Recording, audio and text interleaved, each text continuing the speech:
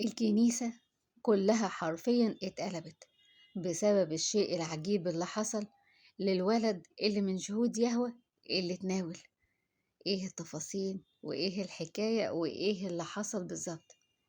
كان في قداس، وكان اللي قايم بالصلاة أب راهب، والأب الراهب ده معروف عنه إن ربنا عطيله مواهب كتير، ومن ضمن المواهب دي موهبة الشفافية. ومن ضمن عوايد الراهب ده وقت التناول بيدقق جدا مع كل شخص بيتقدم للتناول، يفضل يسأل: انت معترف؟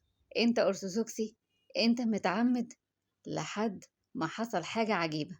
جه وقت التناول في القداس، وخلص الرجالة التناول بتاعهم، وجه وقت تناول السيدات، ووقف أبونا علشان يناول الجسد. وكان من ضمن الطابور اللي عليها الدور تتقدم للتناول واحدة ست كبيرة في السن ومعاها ولد عمره ما يعديش 10 سنين، وكانت مخلية الولد ده قدامها. وفعلا الولد اتناول الأول، وجه الدور عليها، جه أبونا يناولها، راحت قالت له لأ، فراح رجع أبونا الجسد تاني للصينية.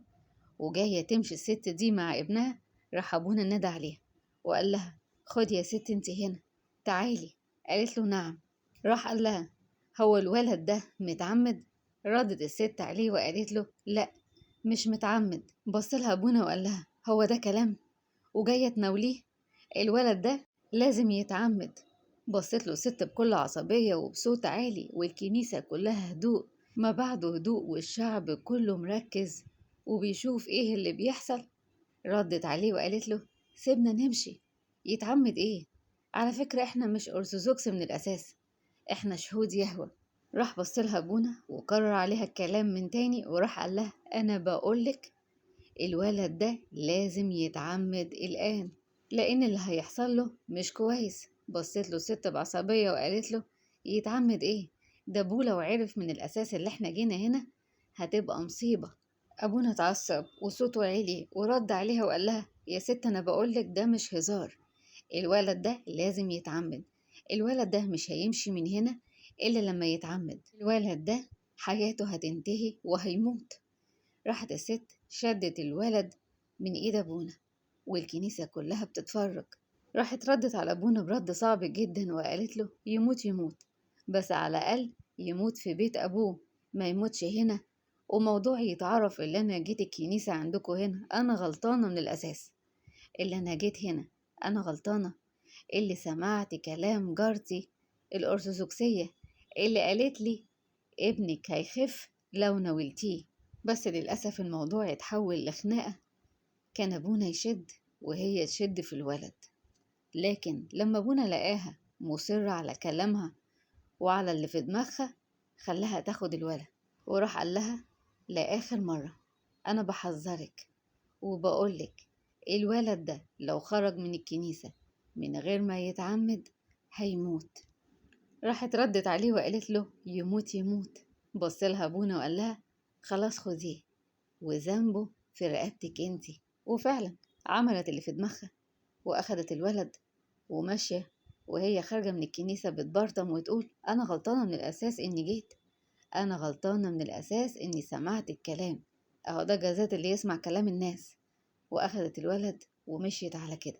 لكن الحكاية ما خلصتش لحد هنا، اللي حصل بعد كده كان صعب جدا. بس رغم اللي حصل ده كله، كان أبونا مش هين عليه أبدا إن الولد يمشي من الكنيسة، لأنه كان متأكد من اللي هيحصل له. لكن أمه ما كانتش مدركة نهائي بإن الجسد والدم اللي ياخده وهو مش متعمد تبقى كارثة، لأن شهود يهوه زي ما قال سيدنا البابا شنودة عنهم من الأساس مش بيؤمنوا بالمسيح، وربنا عندهم هو الملاك ميخائيل، وما عندهمش أسرار الكنيسة طبعا. فبالنسبة لهم التناول الجسد والدم عبارة عن خبز، عن عيش يعني. فأخدت الولد وهي مستهونة بكم التحذيرات واللي قاله أبونا كله، لأن المجموعة دي مش ضمن المسيحيين من الأساس. هم بيطلقوا على نفسهم كده، لكن هم مش بيمسوا بأي صلة للمسيحية. والاسم اللي مسميين نفسهم بيه يهوه هو لقب من ألقاب ربنا في العهد القديم. بس نرجع للحكاية لورا شوية. اللي اتعرف بعد كده السبب الرئيسي اللي جاب الست دي للكنيسة الأرثوذكسية علشان تناول ابنها، إن ابنها كان تعبان ولفت بيه على دكاترة كتير ومفيش فايدة، ولا علاج نافع ولا أي دواء نافع. وشار عليها واحدة من جيرانها المسيحيات، قالت لها عايزة الحق وعايزة اللي يجيب من آخر، اللي يشفي ابنك هو إنه يتناول من جسد المسيح ودمه. ده ياما ربنا شفى مرضى وحصل معجزات معانا. لما بنتناول ربنا بينجينا من حاجات كتير، لأن إيمان الست دي كان قوي جدا. فالست دي بتاعت شهود يهوه بصت لها وقالت لها مش هنخسر حاجة، طب ما اروح واجرب يمكن الولد يتشفى. وفعلا أخدت ابنها وعملت اللي عملته. لكن اللي حصل معاها من بعد ما خرجت من باب الكنيسة وروحت بيتها، تاني يوم لقوها جاية الكنيسة، بس المرة دي شايلة ابنها على ايديها وهو مفارق الحياة وشغالة بكا بكا. جالها خادم من الخدام اللي كانوا واقفين مع الأب الكاهن وقال لها في ايه يا ست؟ ايه اللي حصل؟ بتبكي ليه ومال ابنك؟ قالت له انا عايزة اقابل الراهب اللي كان موجود امبارح. قال لها انا فاكرك، انت اللي كنتي موجودة امبارح وقلتي ابنك من شهود يهوه ورفضتي تعمدي ابنك، هو ايه اللي حصل؟ بصيت له بكل ندم وقالت له اه انا، ويا ريت رجلي ما كانت خطت عتبة الكنيسة عندكم ولا جيت هنا خالص. بص لها الخادم وقال لها طب قولي بس ايه اللي حصل؟ ردت عليه وقالت له انا اول ما روحت البيت من عندكم لقيت الولد على صرخة واحدة وبيقول نار، نار في زوري وانا مش عارفة اعمل فيه ايه. وهي بتحكي الخادم بص على الولد لقى فعلا في حرق من اول زوره لحد تحت، كأن الولد بالع جمرة نار. وراحت قالت له الست، ووقتها بعد ما الولد فضل يبكي ويقول نار لقيته فارق الحياة.